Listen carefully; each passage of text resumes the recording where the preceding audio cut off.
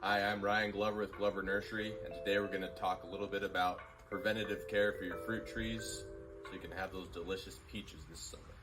So one of the first tools in your toolbox is a Dormant Spray. This is a very popular option, especially for people that have had fruit trees for quite a long time. It's the first spray you want to put on. It just helps to kind of eliminate problems before they happen. So it's very user-friendly. You can apply it in different ways.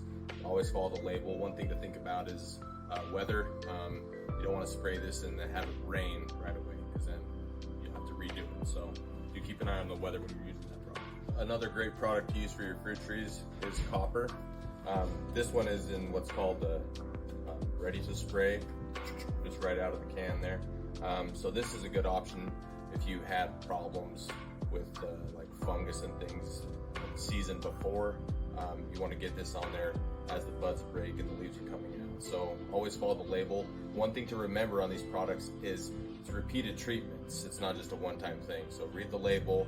Sometimes there's 7 to 14 day intervals and how long you need to do that on all products. But a lot of them are multiple applications to get the effect you need. Right here, this is a fruit tree spray. This has multiple products in it to treat insects, fungus, different things.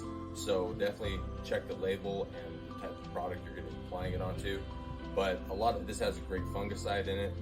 Key to those is prevention. You need to get those products on there early before it happens, because fungicides won't do a lot after the problem is there. It can stop it, but it's going to be there for the year. Like you get a powdery mildew on the leaf. So prevention is always key to success. So this one is a concentrated blend. So this one you'll need mix with either, you can do a hand sprayer or a little hand one like that, depending on how big of a plant you're gonna do. If you just have one little dwarf tree, you can mix it in that. If you have multiple trees, hose end, but always follow the directions on the label.